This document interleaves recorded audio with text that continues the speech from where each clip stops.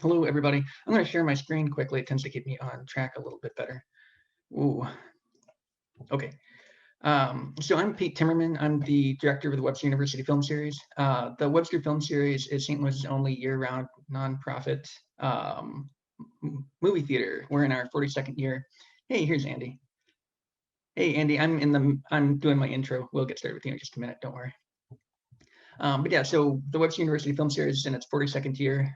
Usually we show movies in person on the campus of Webster University in St. Louis, Missouri. Though currently we can't still, owing to the pandemic. We haven't shown any movies in person in about 13 months now. So in the interim, what we've been doing is virtual programming. We've both been doing these virtual speaker events like what you're attending tonight. And we also are doing a virtual cinema where we book like new first run films, new restorations of older films, things like that, the type of thing that we would have booked in the cinema if we had a cinema that we could open right now. The current expectation is that I'll be able to reopen in person in August. That's subject to change, so you can't hold me to that. But yeah, if you're looking forward to us reopening, plan on August. But for now, we've got movies in the virtual theater. I wanted to highlight a few of them quickly. You're of course at the Beyond, but this is webster.edu/film series. That's our main web page. But we've got one movie that closes after today. It's This Is Not a Burial, it's Resurrection. It's a favorite of both mine and Jessica's. So that's 100% of the film series staff basically love that film. We've had over 50 films in the virtual cinema now in the past year, and that's one of our very favorites, like top 5, top 3, maybe even top 1. But yeah, today's the last day to rent it. It's $10 to rent it for 7 days, and then once you start it, you've got 24 hours to finish it. So if you rent it after Andy's presentation tonight, you still have a week in which to start watching it. And then once you start watching it, you've got a day to finish it. But yeah, it's an incredibly beautiful film. It's turned into one of our biggest hits of the virtual cinema so far too. We have 2 films that are going to last another week. One is Mothman Toward the Ocean Towards the Shore, which is a strange, it's kind of like an experimental narrative documentary hybrid about the Chinook death myth.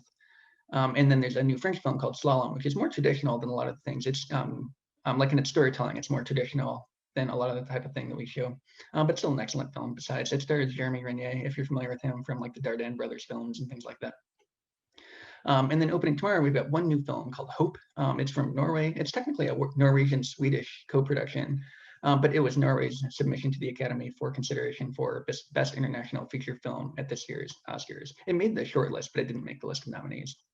Anyway, moving on, the April Fulci series, which you are now attending the 3rd of 5 events of, it has 2 sponsors. The first one is Messed Up Puzzles. Messed Up Puzzles has agreed to give out 2 of their puzzles to patrons of the April Fulci series. So anybody that registered to attend, which is everybody in the audience minus the Webster faculty and staff in the group, you're automatically in the pool to win one of the 2 puzzles. The agreement that I made with the Messed Up Puzzles guy is that whoever wins can just pick any in-stock Fulci puzzle. So unless things change and they have a run on a certain puzzle, your options are the New York Ripper. Whoa, geez. Sorry, I'm bad at using a mouse apparently. Zombie there and the Beyond there. Of course, the Beyond is the film of the day. Their website, if you want to go to it, is messeduppuzzles.com.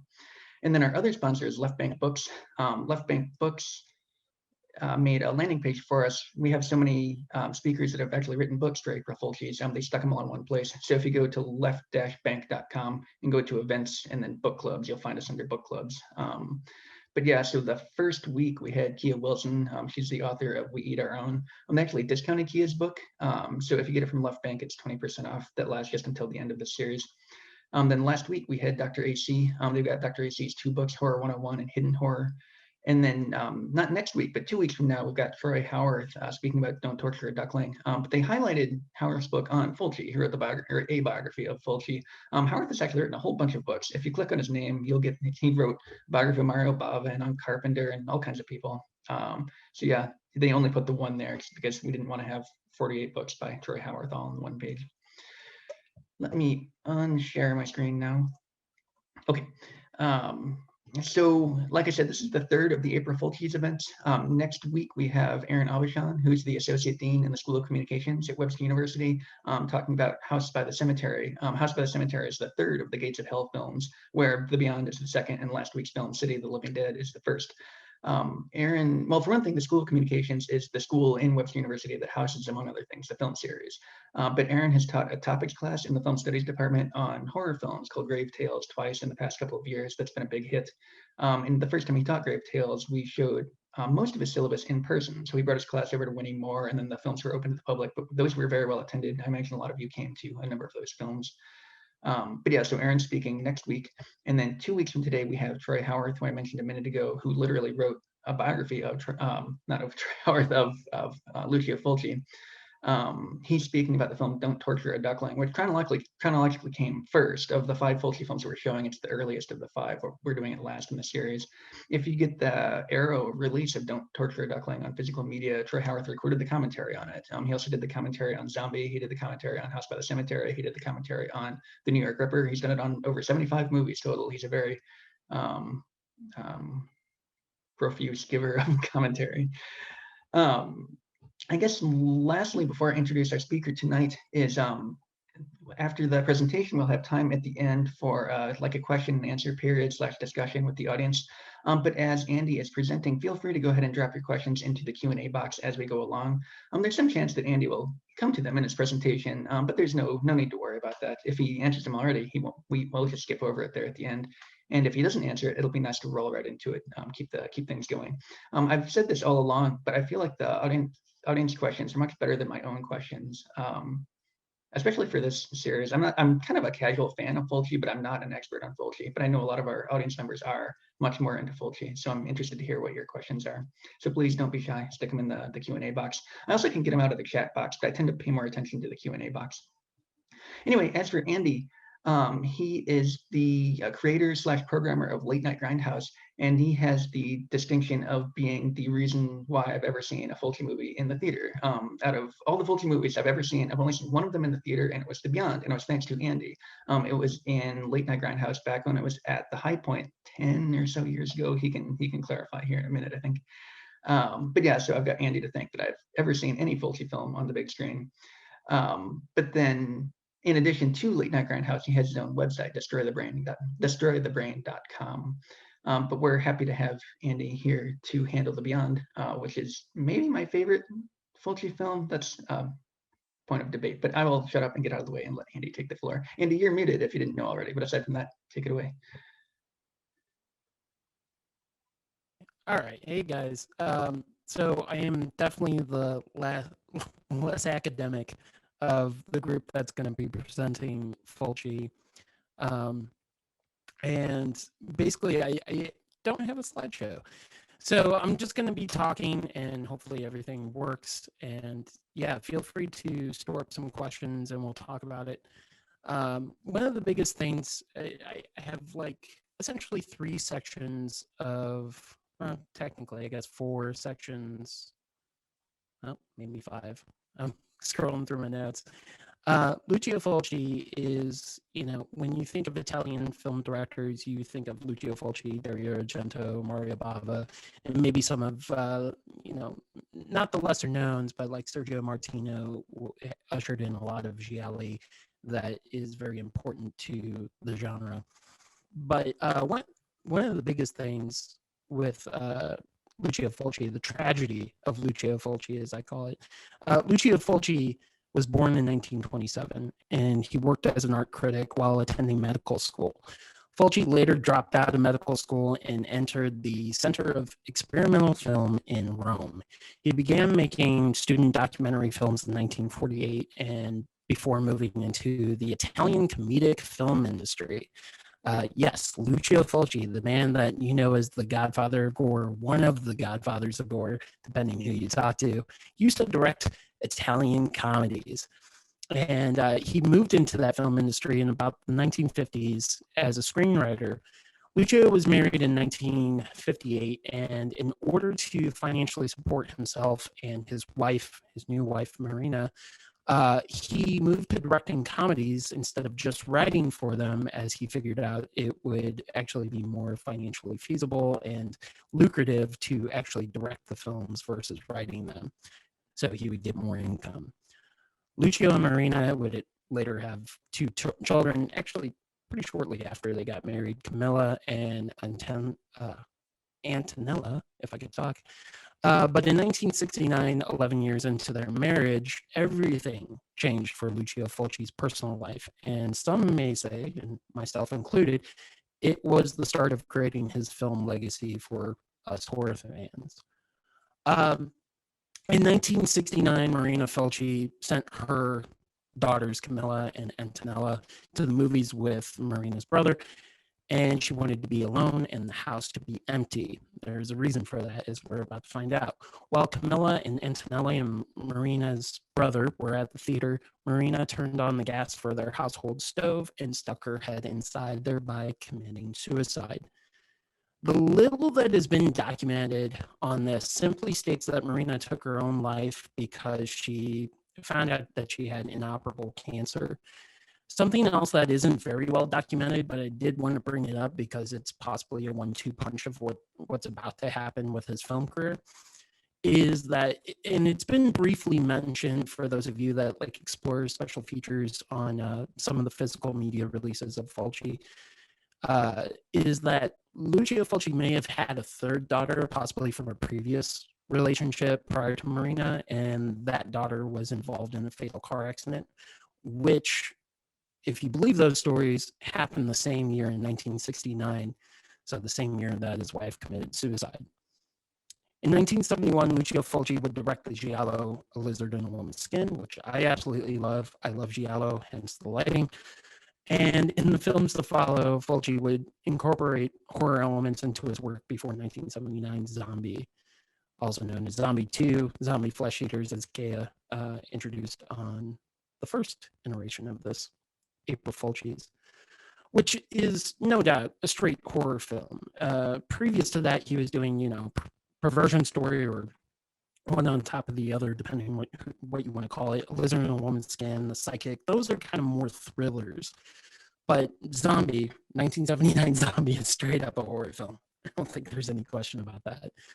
Now, 1 year later, Fulci would actually begin work on his horror filmography known as the Gates of Hell trilogy, with City of Living Dead, also known, especially in the American shores, as the Gates of Hell. In 1981, just a year after City, Lucio would actually direct The Beyond, the film we're talking about tonight, and the final entry, House by the Cemetery, all in the same year of 1981. Since most of Fulci's colleagues have said that for the remainder of his life, Lucio would often talk about how much he missed his wife and wished that he could have done something, that he could have helped her, or that she would have communicated this information to him. He literally just didn't have any closure, and I think the self-torture is more than likely what drove him to the quote-unquote darker side of cinema, and honestly would help cement his legacy in the horror genre. Beyond the production, this is the next section. Based on the financial success of Zombie, Fabrizio De Angelis, I'm pretty bad with Italian names, just FYI.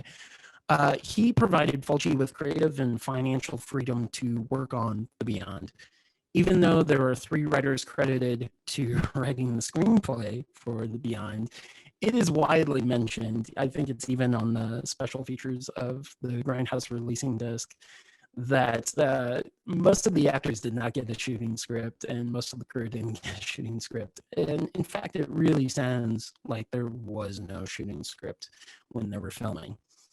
What's interesting about Beyond is it was actually filmed in New Orleans, Louisiana, something that is kind of an odd locale for Italian filmmakers or Italian films of the genre, as most Italian genre pictures took place in New York City.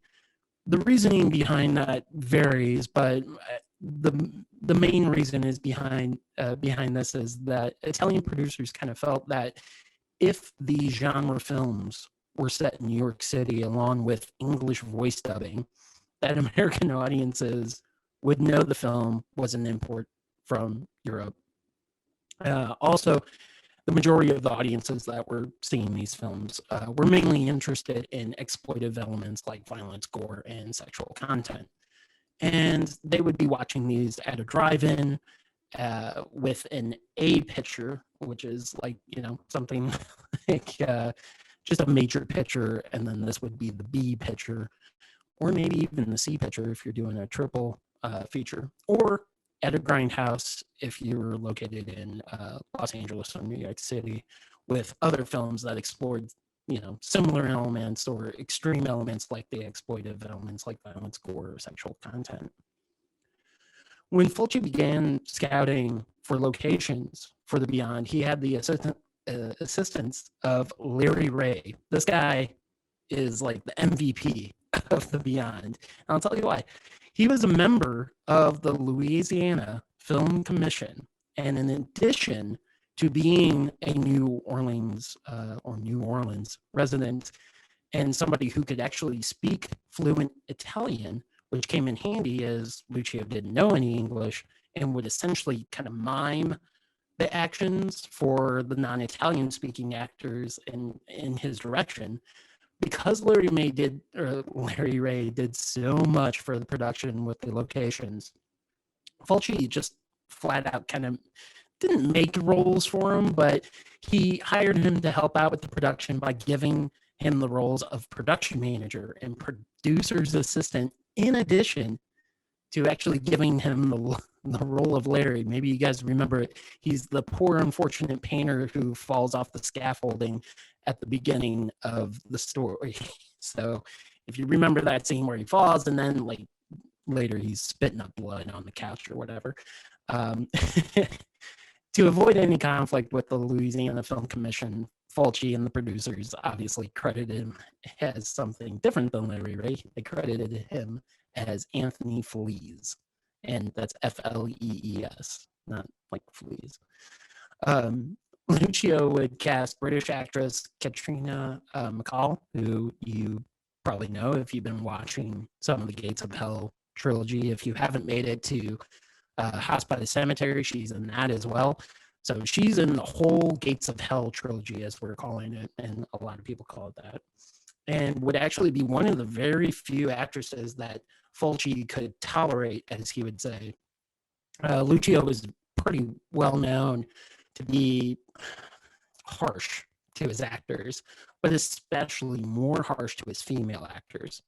MacColl talks positively in interviews about Lucio, but usually you can tell, or like she'll tell you, that he wasn't an easy director or an easy man to get along with, nor was he really an actor's director. Fulci had a vision, and you might hear this with some Italian filmmakers or just foreign filmmakers in general. Most of the time, they didn't really necessarily care about the actors. They were trying to portray a mood or a vision, and the actors were essentially pawns in that, or set pieces, if you will. Whether you agree with that or not, that's up to you, but that's how Fulci felt. And since we're talking about the man, I guess that's the way it goes. Some believe that this kind of anger towards actresses was possibly the result of the lack of closure that he didn't get, or the lack of closure with Marina's suicide, and the fact that while Lucio wasn't in control of that real life event, that he was perhaps controlling and overbearing with his actresses to gain a sense of personal control. The next section that I have is going into the Beyond, and that's essentially just a short discussion of the movie. Lucio Fulci's The Beyond is considered kind of his masterpiece of his filmography. And while I personally kind of teeter between this or City of the Living Dead, there is no denying that Fulci is in complete control of this film. Does it completely make sense? No. Is it for every horror fan? Maybe not. But should every horror fan see this film? Yes. That's a resounding yes, I think. Fulci's The Beyond is like a cinematic manifestation of a nightmare. It is for this reason that the film doesn't have to make sense, in my opinion. As I'm sure all of us can kind of say that not everything makes sense in our dreams or nightmares, but we typically remember striking images or feelings evoked in our moments of slumber. What Fulci's The Beyond addresses in the fear of the unknown and the afterlife, the great unknown, if you will, While the viewer isn't given tons of information, one of the most frightening scenes for me is the scene with Emily, with, just side note, with the actress credited as Sarah Keller, an obvious riff on Helen Keller because the character is blind. Get it? Uh, anyway, the scene with Emily and her dog Dickie is probably one of the scenes that really like struck me when I first saw it. Upon reaching the end of the film, what we realize in this scene, we realize that Emily must have found a way to get out of the beyond or the afterlife and return to the normal world. However, it didn't last long because, as we find out in that scene, she is surrounded by supernatural beings that just stand there waiting to collect her as she pleads that she doesn't want to go back. Not to mention, Emily can't see a damn thing, but she knows there are these beings, these creatures, or whatever you want to call them, inside the physical room with her. After she sees Dickie, or after she sicks Dickie, she can't see it, get it? After she sicks Dickie on the supernatural beings, and Dickie has their blood on his head, Dickie then turns and savagely rips apart Emily. It's a very visceral scene, and I think that it touches upon that there is really no escape from the inevitable or the beyond or the afterlife, whatever you want to call it. But on a very simple level, the supernatural element in this film doesn't just haunt the hotel, but it can control a pet, a loved one, a symbol to be man's best friend, somebody that will never betray you or turn on you. And the fact that the fact that Lucio Fulci actually does this in a very interesting scene, and the fact that he utilizes this dog to do this, I think it's a very powerful scene when you really just break it down to basics. And the fact that, we're supposed to be able to control our dogs and, man's best friend, and that control is destroyed in a blink of an eye just because, I guess the dog's like, nope, screw this. I'm just gonna destroy you. The film is filled with images and shots thanks to Sergio Salvati's excellent and dreamlike cinematography. Unlike Dario Argento or Mario Bava, Fulci really only cares about evoking mood and reactions to the images he is forcing onto the audience. And he's not using like garish or arresting color palettes. It's pretty plain. If you look at the color palette of the Beyond, it's pretty much browns, some muted blues. There's a really great scene with the aforementioned Emily where she's about to touch the painting and trying to figure out what it is. And in the background, Liza's kind of just lit warmly and Emily is kind of casted in blue. I've always loved the composition of that shot. And, more so, I don't think because of that shot and other shots, like whenever they're going on the New Orleans highway, that's essentially just like a road among a sea. I think striking images like that were very well done. But yeah, Fulci only really cares about evoking a mood and the reaction. To lend to the more nightmarish feel of the Beyond, there are exaggerated sequences like a 3-minute spider sequence where the spiders attack this poor paralyzed man, and we watch these painfully slow spiders slowly rip away a man who has been physically paralyzed by a fall. The spider's movements crinkle and low droning sounds along with some faint moans happen while Fabio Frizzi's excellent score starts fading in, and there are even some faint screams if you listen really closely. They definitely amplify Giannato De Rossi's makeup effects that are displayed on screen, in my opinion. Fulci may be very on the nose with the sequence, but after the movie is done, no one will forget the sequence. And it is based purely on the images we are shown and the feeling that scene has evoked, along with other scenes that I've mentioned. Now, the next section that I wanted to talk about was beyond the distribution. The Beyond, even though it was filmed and takes place in America, didn't actually hit American theaters until 1983 via a truncated version called Seven Doors of Death. And you guys should do a Google search because unfortunately I don't have the slide. But if you do a Google search for Seven Doors of Death poster, you'll notice that, well, I'll tell you, the US distributor Terry Levine of Aquarius Releasing, who released a whole bunch of Grindhouse movies and was actually even involved in John Carpenter's Halloween. As a side note, John Carpenter's Halloween was like a four-wall effort in Kansas City. That's where it first premiered. And then I think St. Louis, like if you guys remember Warenberg Theaters, they bought a print of Halloween so they could actually show it multiple times. That was the deal. You bought a print, you got to show it however many times you wanted. And then later it would hit nationwide distribution. And some of that was ushered in by Terry Levine, who brought it to the East and West Coast. But anyway, Terry Levine of Aquarius Releasing felt that the film kind of had the exploitive elements. It had the elements that he needed to put it in these grindhouses and drive-in theaters, but also felt that the film was maybe a little too slow for American audiences looking for a thrill. And Fabio Frizzi's excellent score was sadly replaced because of this. Along with several minutes were cut to actually get an R rating from the MPAA so they could play it in grindhouses and drive-ins, mainly more so the drive-ins because a lot of stuff was actually put out unrated in the grindhouses, but drive-ins were a little more tricky. The end product that ended up on the American shores paled in comparison to what Fulci was really trying to complete with his vision. Levine, the showman that he was, knew that he had to find a way to make this appeal to American audiences.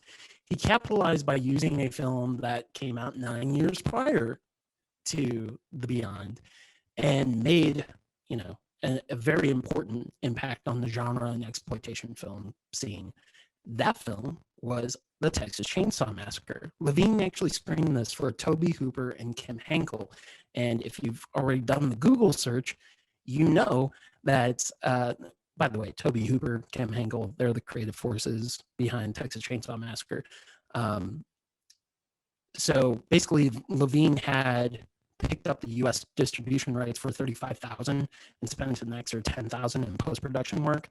But Hooper and Henkel liked the film so much that they basically gave quotes for Terry Levine to put on the poster. And since Hooper just came off of doing Poltergeist 1 year prior, right, Levine decided to get some quotes, slap them on the poster, and the advertising campaign through TV spots and trailers, and have that kind of drive the Seven Doors of Death release. Coupled with this and some double billing of Levine's own distributed title like Dr. Butcher MD, which maybe some of you guys have seen at Late Night Grindhouse, Seven Doors of Death was a box office success. Now, this might not sound like big money now, but it really ended up grossing like $455,000 during its first week of release. And it has been stated that Levine has estimated that the film turned around a profit of roughly $700,000. The next section that I have here for you guys is going beyond the beyond, and this is our final section. Lucio Fulci never really experienced the success that Dario Argento had on American shores. So even though we lump in Lucio Fulci with Dario Argento or Mario Bava, the big hitters of Italian horror cinema, he never got to experience those same successes. Argento's Bird with Crystal Plumage was heavily marketed as a thriller in line with Alfred Hitchcock's Psycho, and was in fact named by the American press. Argento was named by the American press as the next Hitchcock. Fulci's health would deteriorate in the late 80s and kind of into the 90s, and his output definitely kind of wavered. If you watch some of those films that Fulci directed during that period of time, you'll notice that there's a dip in quality. In January 1996, though, he made his only public appearance in America, and that was at Fangoria's Weekend of Horrors in New York City. And from people that I've talked to, because obviously I was, 15 years old at that point in time, there was like a bad blizzard, and all these gorehounds like fought through all these snow-trodden roads to try to go meet Lucio Fulci, because they didn't know if this was going to be the only time, the last time, and it actually ended up being the only and last time. Fulci had no clue prior to this what was going to happen, but he was requested to be there, and even in his declining health, entertained that request to come to America for an appearance. When he arrived to the convention, he was floored that he was even being treated like a celebrity. And he was being treated like such because of those gorehounds that religiously read Fangoria and Gorezone and maybe caught their movies on the big screen, but more than likely probably caught it through a fifth generation VHS copy and could barely make out some of the stuff. Keep in mind, the Beyond, Fulci's masterpiece, was actually only available uncut via VHS bootlegs or through the heavily truncated, compromised version of via Seven Doors of Death. While Fulci was not a huge fan of Dario Argento, possibly because of Dario Argento's success, I think he was a little jealous, Dario never really had any issue with Lucio Fulci. And he knew that Fulci had a very, very tough career, coupled with the loss of his wife, that Argento essentially used some of his power. Keep in mind, Dario Argento's father was a major producer. So he, when Dario Argento kind of hopped on the film industry, he already kind of had the power to like really get something financed and distributed, no problem.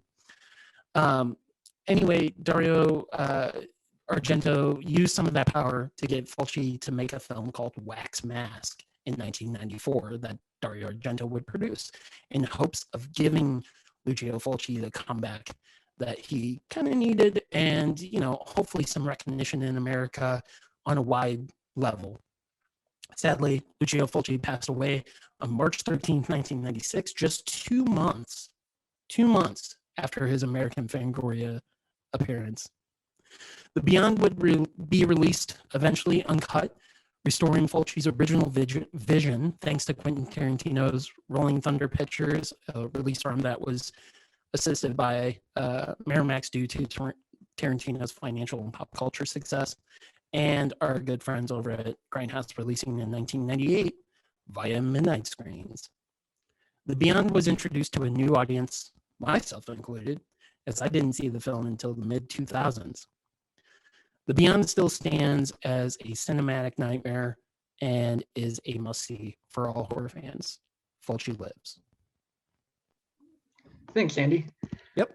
Once again, I'll encourage everybody to stick your questions in the Q&A box. But as we're waiting for some questions to come in, I wanted to take the opportunity to talk to you programmer to programmer. We've got two film programmers who are stupid talking heads on your computer screen right now. So no, I'm interested. I mean, I have my own theories, but I want to hear your logic. We can go as broad or specific or both as you want. But what makes horror films or Fulci or the Beyond specifically good for the midnight slot that you program? For those of you that don't know, Late Night Grindhouse started, Andy, correct me if I'm wrong, but started at the High Point something like 10 or 15 years ago, and then it moved to the Moolah, and now it's at De Pere.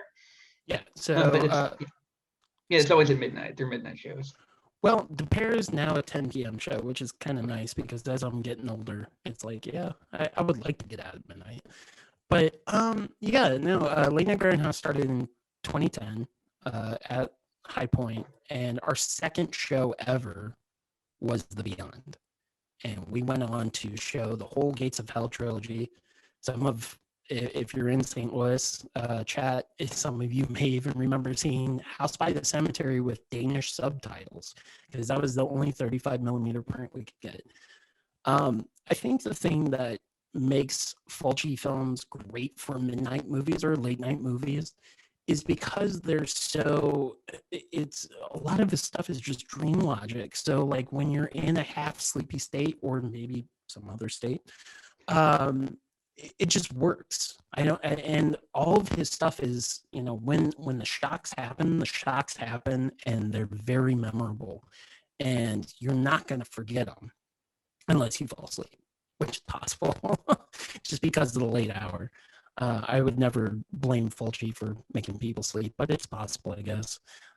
But yeah, I think when I think of the midnight movie, I think of weird movies. And even though like they aren't as weird as like David Lynch's Eraserhead, which was, an original midnight movie, I think Fulci's movies definitely lend to a later hour of viewing, because I think you just kind of thrive on it. You don't know what you're watching sometimes. You're like, did that really happen? And then if you go back and rewatch it, number one, you're rewatching a film that you watched, which I always think is a great thing. A film is automatically a good film, in my opinion, if you have to rewatch it. So I just really love Lucio Fulci's kind of dreamlike escapes, if you will. I wanted to return to a couple of points that came up in your presentation.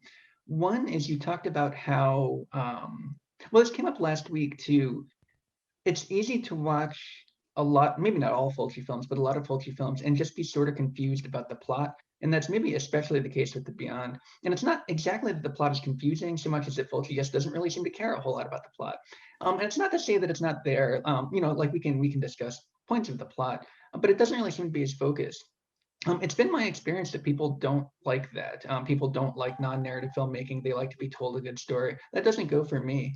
But that said, I feel like The Beyond it's one of Fulci's, if it's one of his best known films, if not his single best known film. So if this one's the least narrative, why do you think it has the most cultural traction? Is it in spite of the lack of narration or because of it? I think it is, because here's the honest truth. I mean, when I saw it in the 2000s, one of my buddies that I met through a message board, I started a podcast back when people didn't know what the hell a podcast was, back in 2007, and I had to always explain it's an internet radio show. Now you mention a podcast, everybody's got one. The thing is, when I first watched it, I'm like, there's no story here. There's great gore, but there's no story. Why would I want to watch this again? And here I am talking about the movie. I think Fulci, like you said, he doesn't necessarily care about logic. He's more interested in evoking these feelings, getting a reaction from his audience. And to me, like, there are multiple directors. I'm not saying Fulci's the only one, but he's one of a decent amount of directors that know what the audience is and tries to mess with them and tries to make an impact. And I think because of The Beyond, like I said, I feel like it's a cinematic nightmare. More than likely, most people don't remember their good dreams. They remember nightmares more so. And I think because he's creating these nightmares, and because it doesn't make perfect sense, it does feel more like a nightmare. I think that just sticks with people more so than something that makes sense. I am, I will fully agree that I love style a little bit more than substance.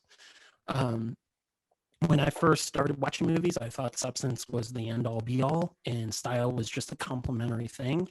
But as as I've grown older, like my favorite subgenre is giallo. I love giallo. And sometimes that doesn't make sense, but it's a murder mystery. That's all you have to tell somebody. Like if they don't know what the hell the word giallo is or what it means, you just tell them, hey, it's a murder mystery that was, by an Italian filmmaker, or maybe it's Italian, or maybe it's not. I mean, there's American giallo like Dress to Kill. And I think the other way I explain giallo is it's very stylized. So again, I think the style that and the emotions that Fulci evokes are what really sticks with people. Like Zombie is just full of gore and it's very visceral and hard hitting. It's just like, holy crap, I've never seen that. Plus, let's face it, the man's got an eye fetish, and I have. When it comes to eye trauma, that's a big deal for me. Like sometimes I kind of squint away. I'm like, oh God, I can't even, I'm so thankful I never have to wear glasses or contacts because I could never get the contact in my eye. Well, you got your answer there just kind of bequeathed a lot more questions on me. Since you were just talking about the eye gouging, I've got to stick on the eye gouging channel. We'll come back to some other things, and some questions are starting to come in too. So I don't mean to hog the question spotlight here. But in terms of the eye gouging, I certainly have not seen all of Fulci's films, but of the ones that I've seen, this is the one where it comes through the most. If memory serves, you get 3 pretty brutal eye gouging. 3, the movie's less than 90 minutes long, so that's more than one every half an hour. But then I think 4 characters get like kind of the blind, like cataract contact lenses. So what is that, just Fulci being Fulci, or is that symbolic of something in the plot? I don't know. So like what's he going for with this? I think Fulci's, I wish there was more written about him, because unfortunately, since he's not with us, we can't really ask him. But I definitely feel like maybe something traumatic happened to him with eyes. Or maybe, it could be as simple as like, yeah, I couldn't see for 4 hours and it really freaked me out. There's definitely got to be some meaning behind there. With the characters not being able to see and their eyes are blinded, I think that's just the result of you're in, some people consider the beyond or the afterlife that they're in at the end of the film as hell. I don't know if I really buy into that. I think it's just the afterlife is you've hit your time, even though we don't physically see them die, they just hit their time. But maybe, in Emily's case, maybe it's something like she died and then she came back, and now these things are going to bring her back because, it is her time. But as far as like, yeah, he's got a thing about eye trauma. I haven't necessarily figured it out, but it's within like tons of his filmography. It's not even just the horror films. There's some stuff in some of his other films, which, he does have some really great films outside of horror. I would highly recommend Perversion Story. I talked about Lizard in a Woman's Skin. I know it's gialli and it's kind of like horror adjacent. Massacre Time, which is with Franco Nero. It's a great little action Western. And also he directed For the Apocalypse, which is also another great Western film. I think the availability on those films are kind of rough, but I've heard through the grapevine that maybe Massacre Time will be released later this year on Blu-ray. Pretty cool.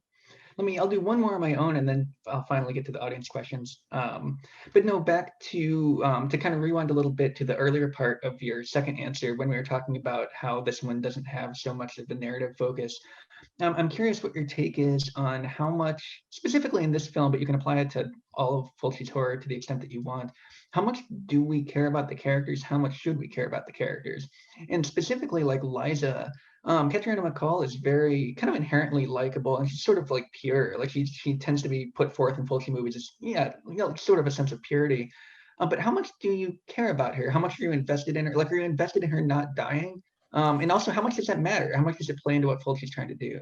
Yeah, I mean, I think the way that Fulci treated his actors is almost the same way that the audience treats the characters, is that they're kind of they don't matter, but you do care for them because they're very stereotypical characters. Like you can, or maybe the better way to say it is that they're very identifiable. Whereas like, Liza's character, she inherits a hotel and she's trying to get it up and running. That's like the American dream, right? Let's start a small business, let's make some money. Now she's got to deal with plumbing problems, which brings Joe, and then he loses an eye, and all this other stuff happens. So I think there's like some relatability to the characters that at least doesn't make us as an audience disinterested in what's happening. But when you couple kind of like a mediocre character with this extreme violence, and I mean, if you break down the beyond, it happens at certain intervals. This violence happens at certain intervals.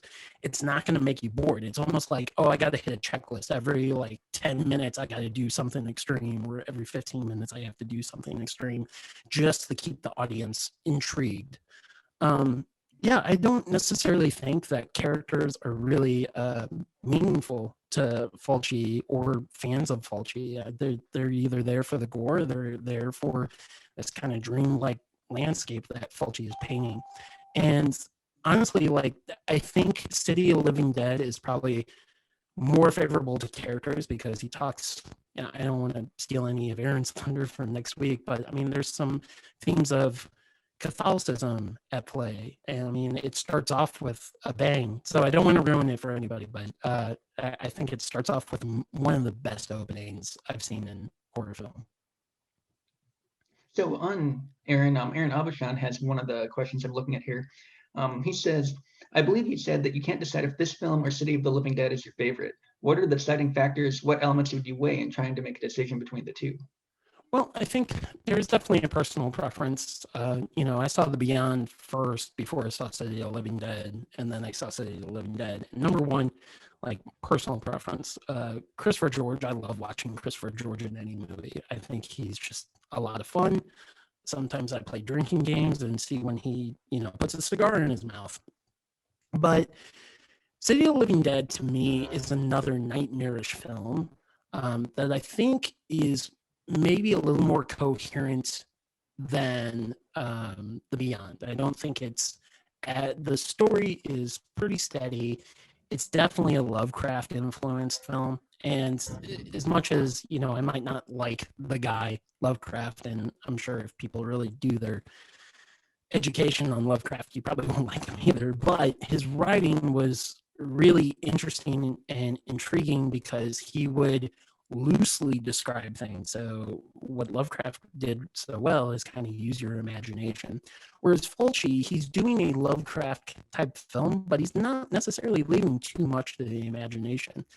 And I don't know. It's just one of those personal preferences. When I watch them back to back, it's like I don't know which one I like more. Do I like The Beyond more because I saw it first? Possibly. But City of the Living Dead, I think, evokes a mood that I could always be into, and I could just watch it constantly. Before we move off of that, you pretty much answered this already, but I'll go ahead and read the question to make sure you didn't want to add more to it. Sure. Howard Simmons asks, there seems to be some similarities to Lovecraft in this film, an ancient tome, an open portal to another dimension, madness that comes from the knowledge of the portal. Do you think that Fulci was inspired by Lovecraft? And I'll point out here that there was a similar question last week, and I don't think it was Howard that asked it. So it's the question of Lovecraft's influence on Fulci is a pretty major one, I think. Yeah, no, I 100% agree that he was influenced by Lovecraft. I don't know if he read a lot of it. I mean, I know he was an art critic when he started, and I know he read a lot of literature, but I think a lot of that was nonfiction literature is what he read, and he liked learning about history. But yeah, there's no doubt that he must have picked up some of the Lovecraft short stories, and my hope is that Fulci had like a tome of a collection of Lovecraft stuff, and I think Fulci evokes a mood, Lovecraft evokes a mood, and I'm assuming that Fulci probably identified with that and said, yeah, this guy's actually doing everything in printed word that I want to do on the screen. And I feel like there might have been some sort of connection when he read Lovecraft stuff.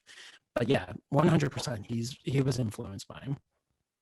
While we're on the subject of influence, I was actually going to save my main line of this next question was for Aaron Abishan next week in House by the Cemetery. But I think it's pertinent here too. So I'll start with you, and Aaron, you've been warned about a question for next week.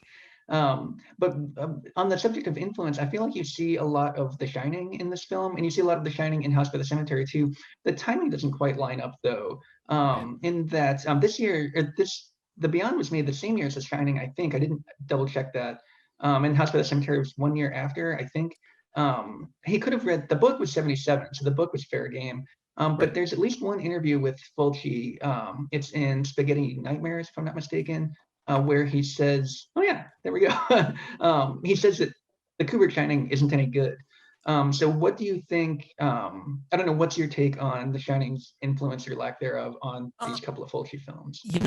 So the reason why I had this book out was I wanted to read his interview and kind of go through it and see if I was missing any of his background, which if anybody hasn't read this book, try to get this book. I think it's very useful. And plus, as a side note, I don't mean to go on a diatribe, but one of my favorite exploitation films is Romano Scavolini's Nightmare. And there's always been a controversy if Tom Savini worked on it or not. There is literally a picture in here of Tom Savini holding the axe in the pivotal scene of Nightmare. But yeah, no, I think so. When I was watching the movie like last week, because I obviously wanted to do a rewatch, when Liza goes into room 36, which let's be honest, you're talking about a hotel room 36. How does she open the door? She opens it with an axe. I feel like there's definitely some reference or references to The Shining.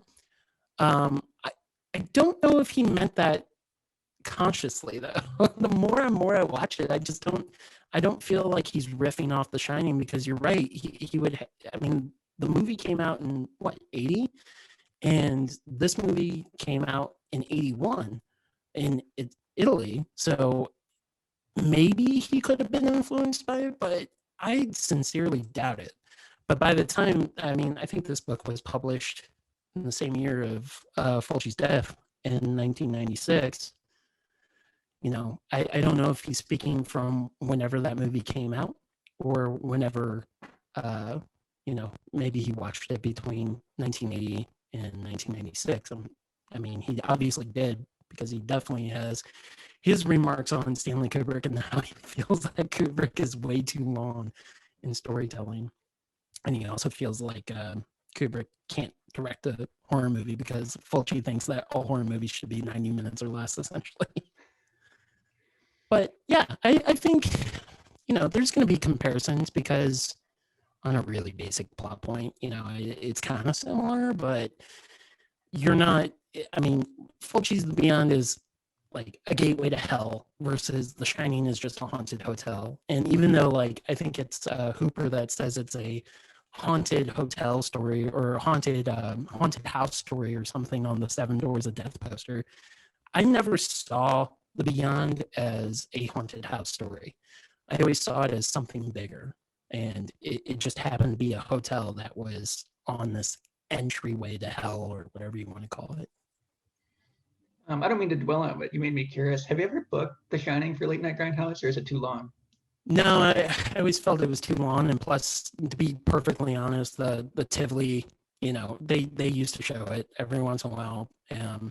I think it would be kind of cool, but I would maybe try to figure out a different way to show it or something. I think it could be fun, because, you know, the thing with Late Night Grindhouse is I never wanted to book super popular films, but I knew I had to every once in a while, just to kind of keep the interest going.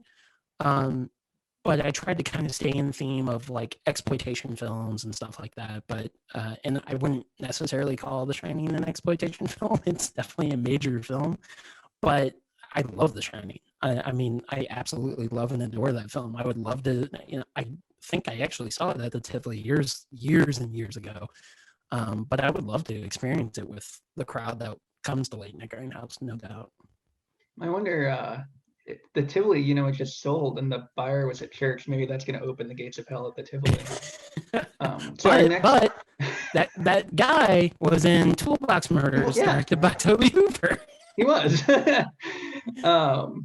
Let's see. I've got questions from John, or a question from John Dedeke. I feel like Fulci is well respected among horror fans of a certain generation who grew up in the 80s and 90s, but I'm curious if you think his legacy will continue to resonate with younger audiences, or if you've seen any evidence of that already.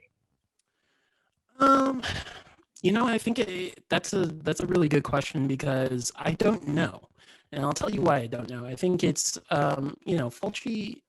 I feel that people are still going strong with hopping on the Fulci train, and even though I would always try to point people like, hey, have you heard of Mario Bava? And, you know, introduce them to like Black Sabbath or Black Sunday, or even one of my favorite Mario Bava films is actually his incomplete film Rabid Dogs. I think it is amazing.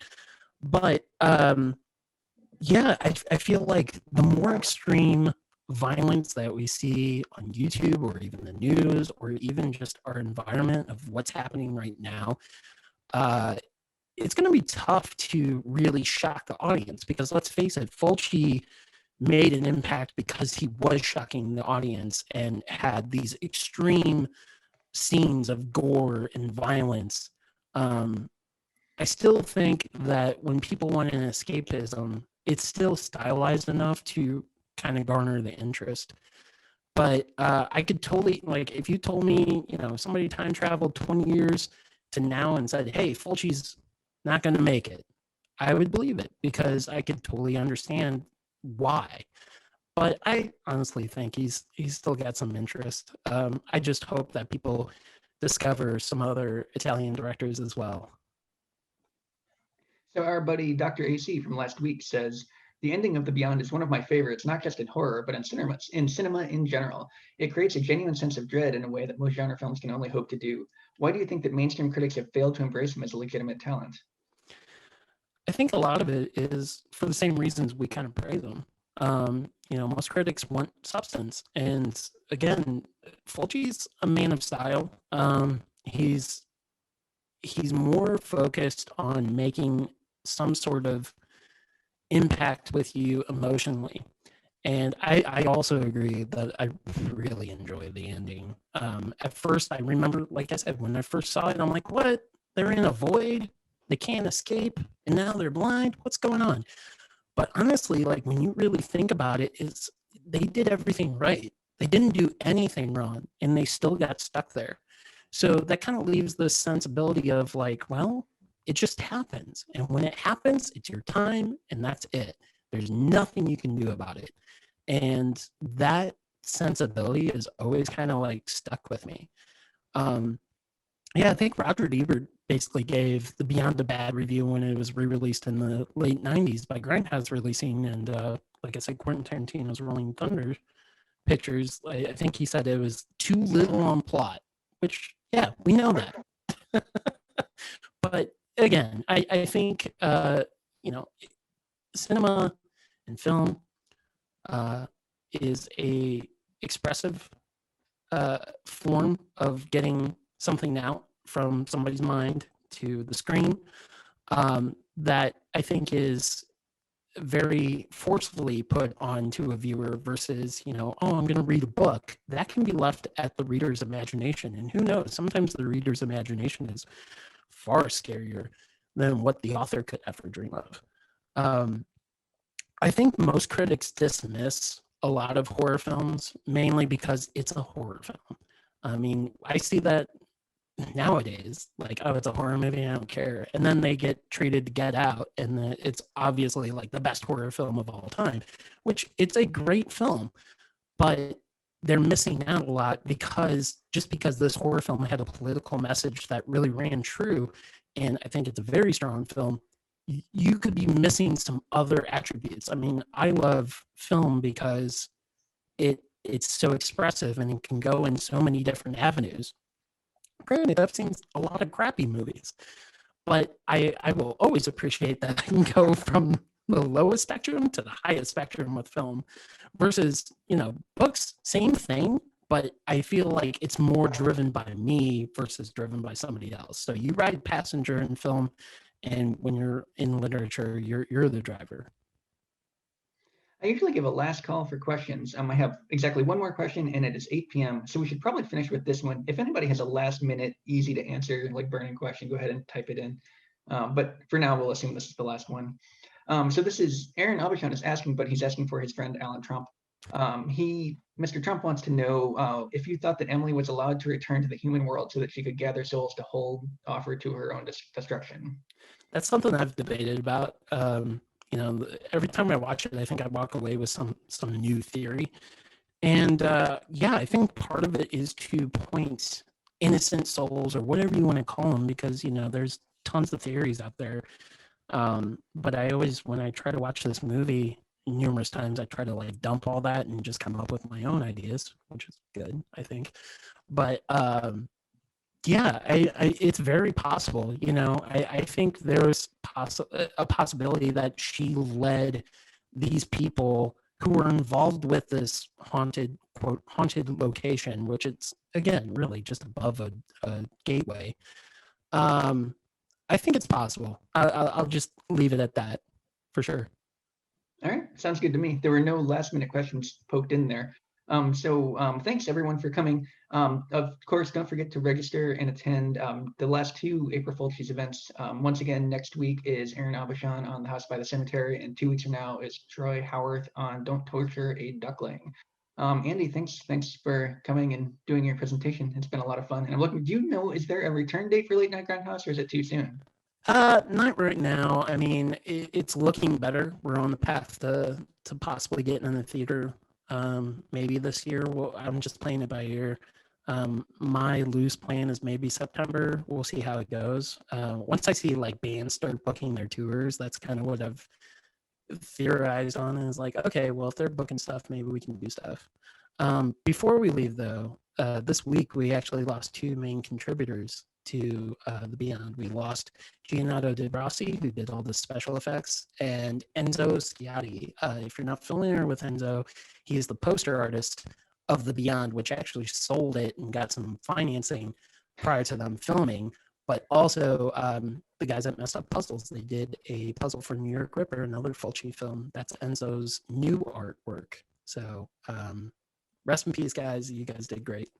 Yeah, I'm glad you brought that up. I read that, but it escaped my mind. I hope you haven't missed Andy. Lots of people are saying great job and thank you and woo and things along those lines. But anyway, we'll go ahead and wrap up here. Thanks again, everyone, for attending. Thank you, Andy. We'll see you all next week. Thank you.